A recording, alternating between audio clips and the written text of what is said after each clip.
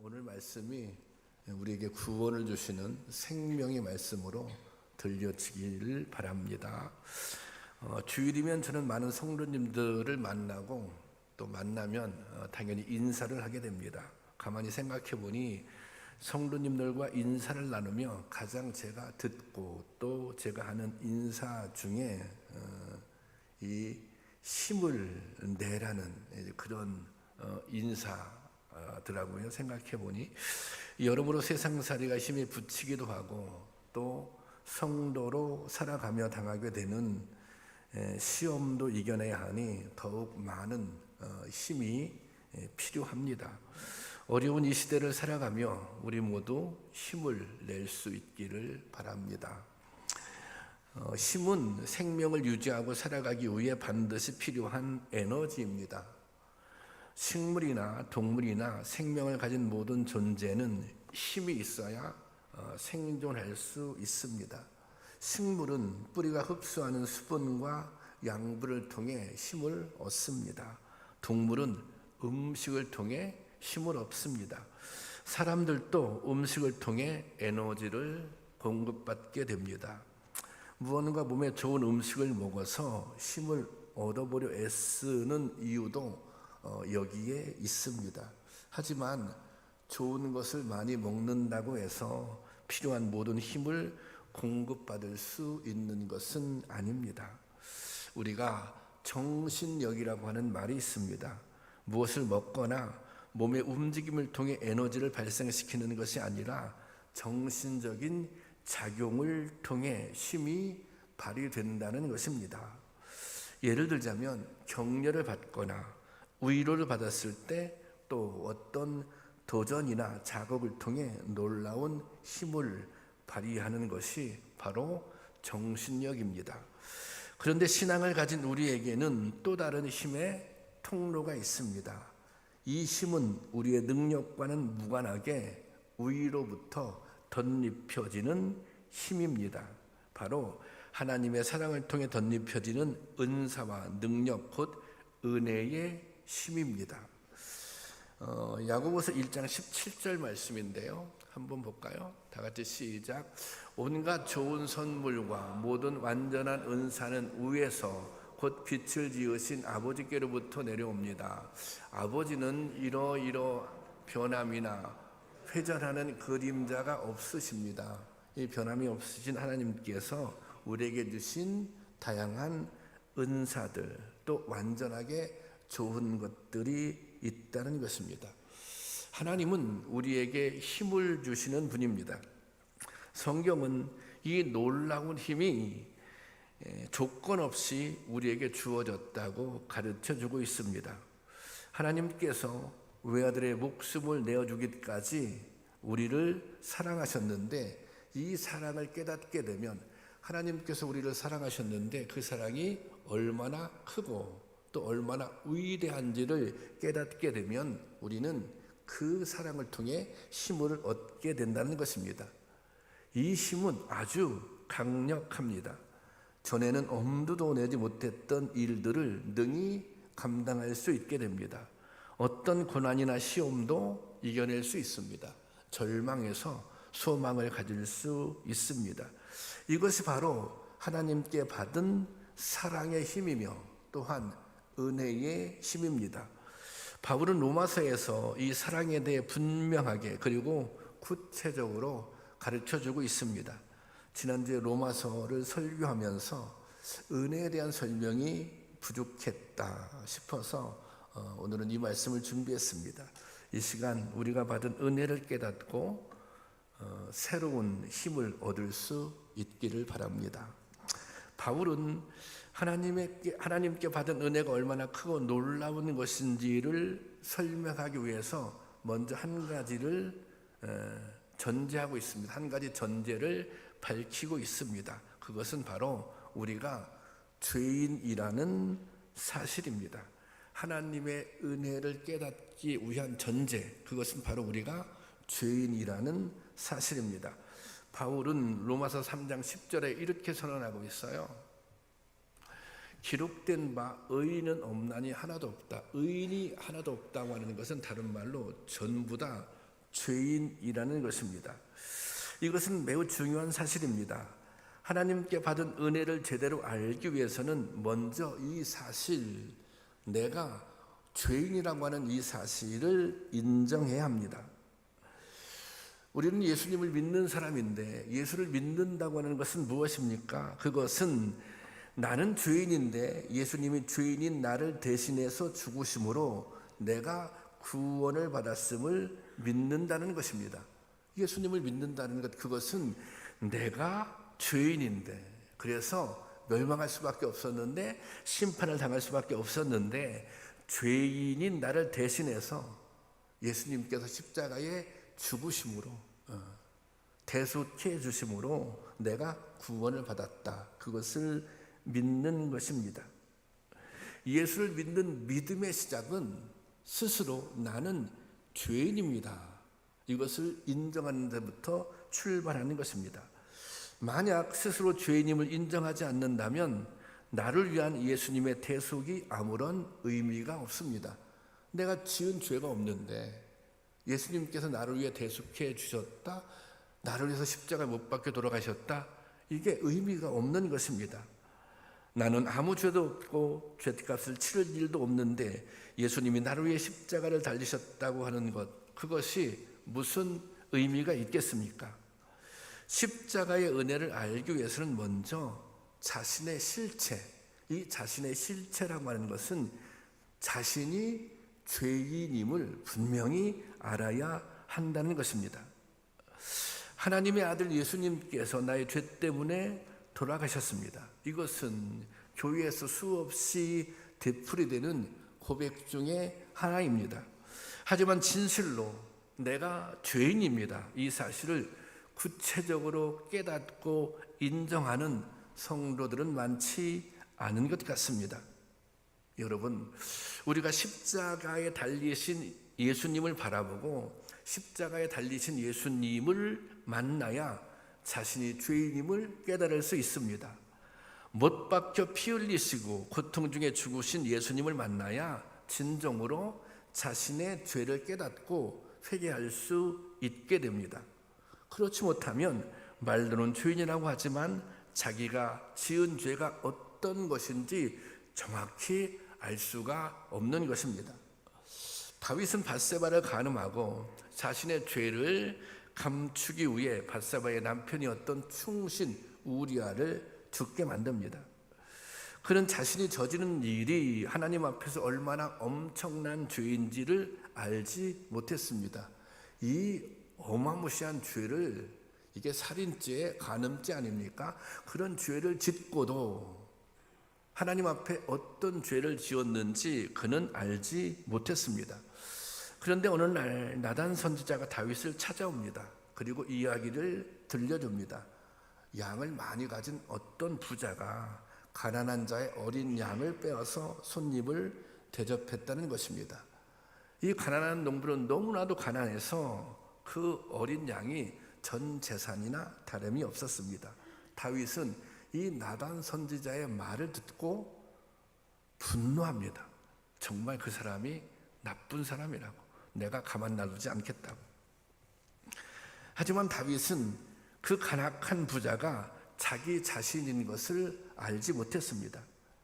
남의 죄는 그렇게 잘 보이는데 자신의 죄는 전혀 보지 못한 것입니다. 여러분, 이 다윗의 모습이 오늘 우리 자신의 모습은 아닙니까? 여러분은 여러분들이 하나님께, 또 주변 사람들에게, 여러분이 같이 살고 있는 배우자라든지 부모님께, 그리고 자녀들에게 어떤 죄를 지었는지 낱낱이 기억하고 알고 계십니까? 나는 지은 죄가 아무것도 없다. 나는 하나님께 지은 죄가 아무것도 없다. 나는 주변 사람에게 지은 죄가 아무것도 없다. 나는 나의 아내에게, 나의 남편에게 지은 죄가 아무것도 없다. 부모님께 지은 죄가 아무것도 없다. 이렇게 말할 수 있겠습니까? 우리는 분명히 잘못한 것이 많이 있습니다. 하나님께 뿐만 아니라 주변의 많은 사람들에게 잘못하는 사실이 분명히 있다는 것입니다. 그런데 그 잘못을 전혀 깨닫지 못한 채 지나가는 일들이 너무나도 많은 것입니다. 베드로는 예수님의 명령에 따라 깊은 곳에 가서 그물을 던졌습니다. 그때 많은 고기가 잡혔습니다. 그 순간 베드로가 깨달았어요. 이분이 주님이시구나. 그런데 고기를 많이 잡은 베드로는 좋아하기는커녕 오히려 예수님께 떠나주기를 간청하고 있습니다. 왜 그랬을까요? 그것은 예수님이 주님이라고 하는 사실을 깨닫게 됨과 동시에 자신이 죄인이라는 사실도 함께 깨달았기 때문입니다. 누가복음 5장 8절 말씀입니다. 함께 보겠습니다. 시작. 시몬 베드로가 이를 보고 예수를 엎드려 이르되 주여 나를 떠나소서 나는 죄인의 소이다. 베드로가 그 순간 갑자기 무슨 심각한 죄를 지은 것이 아닙니다. 영적인 눈이 뜨여 자신의 실체를 깨닫게 되자 자신이 얼마나 큰 죄인인지를 보게 된 것입니다. 예수님이 주님이라고 하는 사실을 깨닫게 되는 순간 그의 영적인 눈이 눌려서 내가 죄인이구나. 그걸 깨닫게 된 거예요. 그게 나는 주님과 같이 있을 수 있는 존재가 아닙니다. 그래서 그렇게 말한 것입니다. 바울 또한 이런 사실을 깊이 통찰했습니다. 그는 일찍이 그 누구보다 율법에 충실한 삶을 살았습니다. 스스로 의롭다고 믿었고 하나님 앞에서도 당당했습니다. 그런데 다메섹 도상에서 예수님을 만난 다음 자신의 실체를 보게 됩니다. 예수님을 만난 다음에 베드로가 자신의 실체를 보았던 것처럼 바울도 예수님을 만난 다음에 자신의 실체를 보게 됩니다. 그 실체가 무엇입니까? 자신은 죄인이라는 것입니다. 디모데후서 1장 15절 말씀입니다. 함께 보겠습니다. 미쁘다 모든 사람이 받을 만한 이 말이요 그리스도 예수께서 죄인을 구원하시려고 세상에 임하셨도다. 죄인 중에 내가 괴수로다.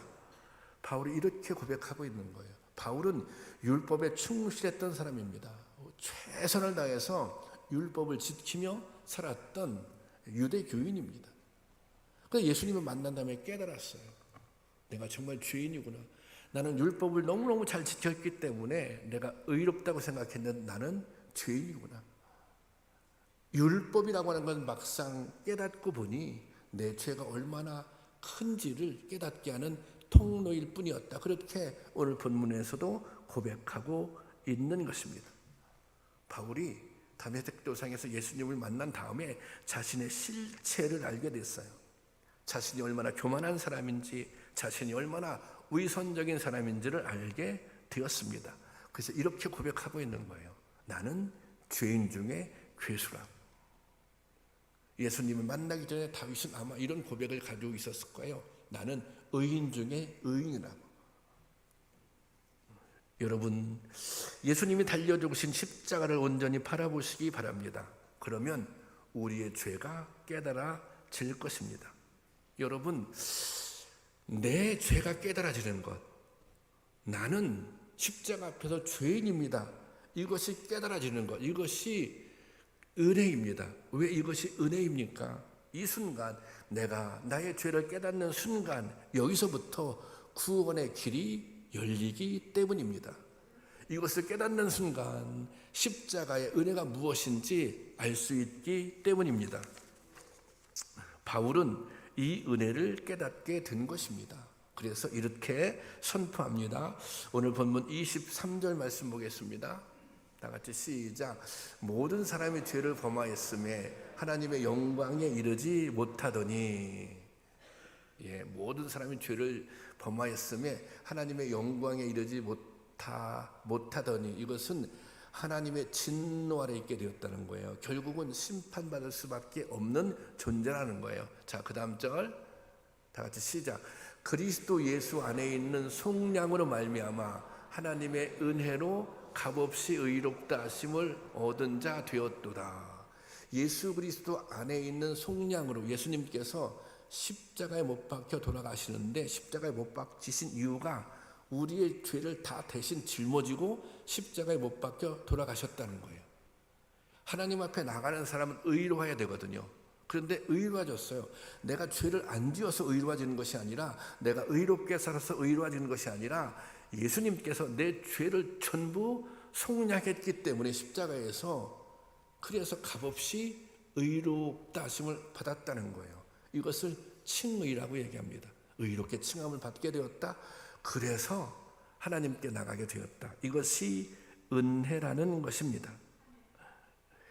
그 하나님의 대속의 은혜로 의롭게 되어서 구원에 이르게 된 것입니다. 이것이 구원의 원리이고 로마서의 핵심입니다. 이 구원은 오직 하나님의 은혜로 받는 것이라는 선언인 것입니다. 오늘 우리 안에 이러한 믿음이 있기를 바랍니다. 우리가 구원을 얻게 된 것은 나에게 어떤 자격이 있거나 특별한 조건을 갖췄기 때문이 아닙니다. 오직 은혜로 받은 것입니다. 예수님께서 나를 위해 십자가에 못 박혀 돌아가셨다는 그 은혜를 믿는 믿음으로 우리는 구원에 이르게 되는 것입니다. 이 사실을 분명하게 깨달으면 하나님 앞에 엎드릴 수밖에 없습니다. 어떤 것도 내세우거나 자랑할 게 없는 것입니다. 오직 은혜만을 고백하고 간증하며 감사하게 되는 것입니다. 여러분, 하나님이 아무런 자격도 없는 우리를 사랑해 주셨습니다. 당신의 외아들을 내어주시고 우리를 대신 살려주셨습니다. 얼마나 놀라운 사랑이고 얼마나 놀라운 은혜입니까? 가끔 더러 성도님들에게 이런 말을 듣습니다. 나는 예수를 열심히 오랫동안 믿었는데 목사님, 받은 복은 없는 것 같습니다. 왜 받은 복이 없습니까? 구원의 은혜, 구원의 복보다 더 큰 복은 없는 것입니다.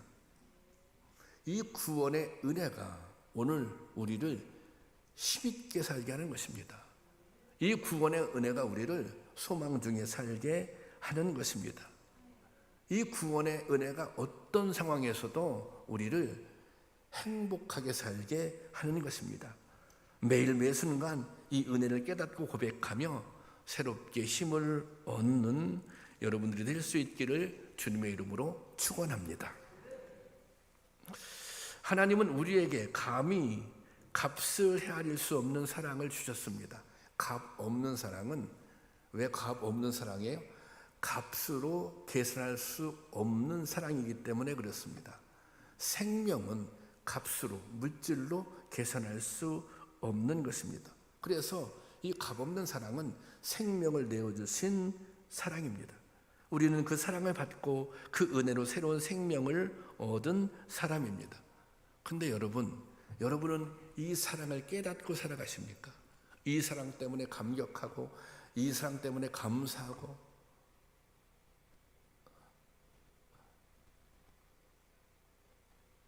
이 은혜 때문에 말씀에 순종하고 그렇게 살아가십니까? 우리는 이렇게 큰 사랑을 받았지만 그 사랑만큼, 받은 사랑만큼 그 사랑이 큰지 깨닫지 못할 때가 너무 많이 있습니다. 왜 그렇습니까?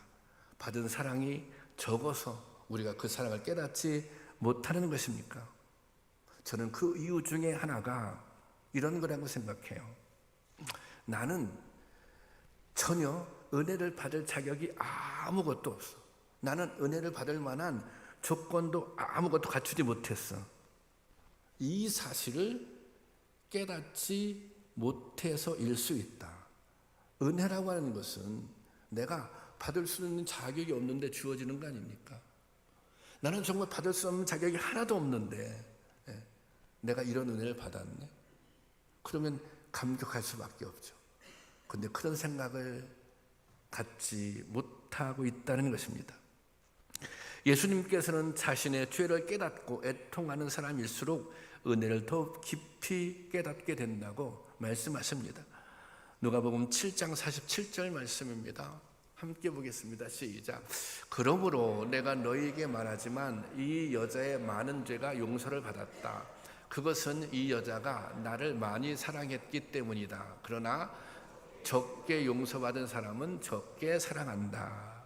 이 말씀은 옥합을 깨뜨려 예수님께 향유를 부은 여인에 대해 하신 말씀입니다. 이 여인은 많은 사람들에게 죄인으로 손가락질을 받는 여인이었습니다. 그런 이 여인이 예수님께 나와 향유를 붓자 사람들이 이 여인을 비난합니다. 그때 예수님께서 이 여인이 많은 죄를 용서받았기에 더욱 감사하는 것이라고 말씀하십니다. 이 여인이 많은 죄를 용서받았기에 더욱 감사하는 것이다. 그렇게 말씀하십니다. 그런데 실제로 이 여인이 누구보다 많은 죄를 지은 죄인이라는 그런 말씀이 아닙니다. 다른 사람에 비해서 이 여인이 죄를 너무 많이 지었다, 그런 의미가 아닙니다. 그곳에서 예수님을 비난하는 그 사람들, 주변에 많은 군중들, 이 사람들이 이 여인보다 더 의인이라고 하는 말이 그런 뜻이 아닙니다. 이 말씀은 받은 은혜에 대한 태도를 지적하는 말씀입니다. 여기 두 사람이 있는데 어떤 한 사람은 스스로 생각하기를 나는 지은 죄가 너무 많아, 나는 이 죄인 중에 죄인이야, 이렇게 생각하는 사람이 있어요. 또 한 사람은 나는 지은 죄도 별로 없는 것 같고 그래도 나는 좀 의롭게 살았어, 이렇게 생각하는 사람이 있다고 가정을 해보세요. 그러면 이 두 사람 가운데 누가 더 은혜에 감격하고 감사하겠습니까? 죄인 중에 죄인이라고 생각하는 사람, 나는 정말 죄인이기 때문에 은혜를 받을 만한 자격이 전혀 없다고 생각하는 사람, 이 사람에게 하나님의 은혜는 더 크게 작용하는 것입니다. 예수님은 바로 이 사실을 깨우쳐주고 계신 것입니다. 예수님은 모든 죄인을 위해 십자가에 달리셨고 모든 사람에게 구원의 문을 열어주셨습니다. 하지만 이 구원의 문으로 들어갈 수 있는 사람은 자신의 죄를, 자신이 죄인임을 인정하고 하나님께 자비와 은혜를 구하는 사람입니다. 바울은 사랑과 긍지가 넘치는 사람이었습니다. 바울은 자기의 기준대로 옳고 그름을 판단하고 자기의 생각을 쫓아 살았습니다. 그 기준이 율법이었습니다. 다른 말로 그 기준이 하나님의 말씀이었습니다.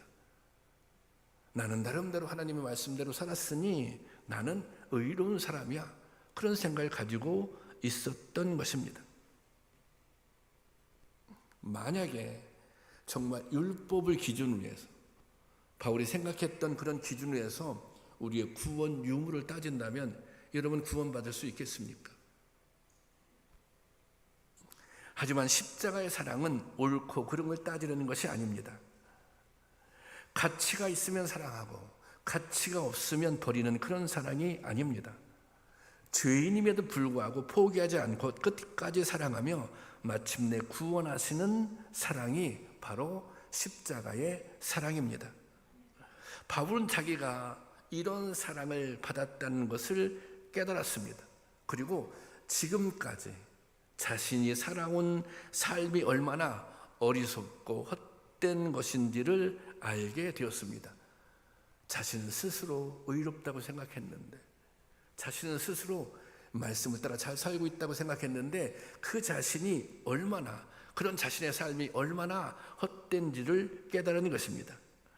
그가 이방인의 사도가 되어 일생을 복음 전하는 자로 살게 된 것은 이런 은혜의 깨달음이 있었기 때문입니다. 은혜를 몰랐을 때 하나님 앞에 행하는 모든 일이 강제이고 의무입니다. 자기 생각, 자기 의, 자기 공로를 생각합니다. 은혜를 몰랐을 때는 그렇다고 말해요. 무엇을 할 때 의무로. 그래서 거기에는 자기 생각, 자기 의, 내가 이렇게 열심히 했다는 자기의 공로가 개입하는 것입니다. 하지만 은혜를 깨닫고 나면 모든 것이 은혜에 대한 감사의 표현입니다. 헌신도 감사해서 하는 것이고 봉사도 감사해서 하는 것입니다. 감사해서 찬양하고 감사해서 예배하며 감사해서 시간과 물질을 드리는 것입니다. 의무감 때문에 율법을 지키려고 했던 그 노력보다 사실 은혜의 힘으로 하나님의 말씀에 순종하는 그것이 사실은 더 위대하고 더 큰 힘을 발휘하는 것입니다. 바울은 옥합을 깨뜨린 여인처럼 스스로 죄인임을 너무나도 깊이 깨닫고 인정했기에 자신이 받은 은혜가 얼마나 소중한지도 알았습니다. 그러므로 그는 자신이 받는 모든 고난이 오히려 감사했습니다. 내가 이렇게 큰 은혜를 받았는데 나 때문에 바울이 나의 복음 그렇게 고백하잖아요. 이 나의 복음이라고 하는 것은 나 때문에, 나의 죄 때문에 예수님께서 십자가에 못 박혀 돌아가셨다. 나의 죄 때문에 나를 사랑하셔서 하나님께서 하나밖에 없는 외아들을 포기하셨다. 그것을 믿기 때문에 그는 나의 복음이라고 고백했던 거예요. 그 믿음이 있었기 때문에 내가 주님을 위해 고난당해 그럼 기뻐했던 거예요. 왜냐하면 그 은혜에 내가 조금이라도 보답할 수 있다고 생각했기 때문인 것입니다. 그래서 바울은 온 생애를 다해 오직 한 가지 목적으로 살았던 것입니다. 빌립보서 1장 20절 말씀입니다. 함께 보겠습니다. 시작. 나의 간절한 기대와 소망을 따라 아무 일에든지 부끄러워하지 아니하고 지금도 전과 같이 온전히 담대하여 살든지 죽든지 내 몸에서 그리스도가 존귀하게 되게 하려 하느니. 여기 보세요. 살든지 죽든지 내 몸에서 내 삶을 통해서 그리스도가 존귀하게 되기를 원한다. 그것이 나의 삶의 목표다. 그것이 내가 정말 하나님께서 주신 은혜를 조금이라도 갚는 방편이다. 그렇게 생각했던 것입니다. 그 다음 절은 제가 볼게요. 이는 내게 사는 것이 그리스도니 내 삶의 이유가 그리스도예요. 죽는 것도 그것도 주님을 위해서라면 나에게는 유익한 것이다. 그렇게 고백하고 있습니다. 바울은 이 은혜 때문에 이 은혜를 경험하고 예수 믿는 사람들을 핍박하는 사람에서 핍박을 받는 자로 그의 인생이 바뀌었습니다. 이것이 인간적인 노력으로 가능한 일이겠습니까? 이것이 애쓰고 힘쓴다고 가능한 일이겠습니까? 이것은 십자가의 은혜로만 가능한 것입니다. 십자가의 은혜가 바울의 마음을 새롭게 한 것입니다. 이 십자가의 은혜가 임할 때 우리의 인생이 새로워질 것입니다. 이 십자가의 은혜가 임할 때 우리의 상처들이 치유될 것입니다. 이 십자가의 은혜가 임할 때 우리를 괴롭히는 모든 악한 권세들이 물러갈 것입니다. 여러분, 오늘 우리에게도 주님께 받은 은혜에 대한 분명한 깨달음이 있기를 원합니다. 하나님은 우리의 자격을 따지지 않고 죄과를 따지지 않고 사랑하시고 구원해 주셨습니다. 우리는 조건 없는 사랑을 받고 구원을 얻은 사람입니다. 영생을 소유한 사람입니다. 세상에 많은 사람들이 당장은 많은 것을 누리고 즐기며 사는 것 같지만 죽음에 대한 두려움을 가지고 있습니다. 우리가 이 세상에서 많은 사람들이 많은 것을 누리고 살지만 그렇잖아요. 죽음에 대한 두려움, 죽음에 대한 공포가 있는 것이 사실입니다. 아무리 많은 것을 가지고 누린다고 해도 그것은 100년에 불과한 삶입니다. 하지만 여러분, 우리는 영원한 생명을 보장받은 사람들입니다. 이 땅에 살지만 하나님 나라의 시민권을 가지고 하나님과 교제하며 사는 사람들입니다. 우리가 기도할 때 하나님께서 들으시고 전능하신 능력으로 우리의 삶에 간섭하시고 개입해 주십니다. 우리가 의로워서가 아니라 우리가 무엇을 잘해서가 아니라 오직 은혜로 이런 복을 누리며 사는 것입니다. 여러분, 이 사랑에 대한 분명한 깨달음과 믿음이 있기를 원합니다. 이 믿음으로 날마다 새로운 힘을 얻을 수 있기를 바랍니다. 그리고 세상과 싸워 이기며 사탄의 시험을 물리치며 믿음의 길을 달려갈 수 있기를 바랍니다. 여러분, 십자가의 사랑을 온전히 깨달을 수 있기를 원합니다. 하나님께서 이처럼 나를, 독생자를 아끼시기까지 이처럼 나를 사랑하셨으니 그 은혜에 보답하는 삶을 살겠다는 결심도 함께 있기를 원합니다. 사실 이것은 우리가 새롭게 결심해야 되는 부분이 아니라 정말 십자가의 은혜를 깨닫게 되었다면, 십자가의 사랑을 깨닫게 되었다면 마땅히 빚진 자로, 은혜의 빚진 자로, 은혜를 갚는 자로 살아가게 되어 있는 것입니다. 그래서 아무리 무언가를 해도, 내가 아무리 이 주님의 사랑의 빛을 갚으려고 해도 늘 부족할 뿐인 것입니다. 여러분, 이런 고백이 여러분 가운데 분명하게 있었으면 좋겠습니다. 그래, 하나님께서 이처럼 나를 사랑하셨으니 그래, 나도 그 은혜에 보답하는 삶을 살아야지. 이런 결심이 우리의 가운데 있기를 원합니다. 우리가 이렇게 결심할 때, 주님, 제가 주님의 은혜에 합당한 삶을 한번 살아보겠습니다. 그러면 그 다음에 주님께서 더 큰 은혜로, 새로운 능력으로 우리와 함께 하실 것입니다. 여러분, 십자가의 사랑, 십자가 은혜는 너무 신비롭습니다. 그것은 말로 다 설명할 수가 없는 것입니다. 그 사랑은 경험한 사람만이 알 수 있는 거예요. 그 사랑은 깨달은 사람만이 알 수 있는 거예요. 여러분, 예수 그리스도의 십자가 사랑 앞에서 죄를 고백해 보셨습니까? 그 십자가 사랑 때문에 눈물을 흘려 보셨습니까? 그 십자가 은혜 때문에 뭔가 새롭게 결심해 보셨습니까? 이것은 말로 가능한 것이 아니라, 말로 설명할 수 있는 것이 아니라 그 은혜를 깨달은 사람만이, 그 은혜를 체험한 사람만이 알 수 있는 것입니다. 그래서 이것이 십자가 사랑의 신비인 것입니다. 십자가 은혜의 신비인 것입니다. 이런 은혜의 신비를 날마다 체험하고 누리는 우리 모두가 될 수 있기를 주님의 이름으로 축원합니다.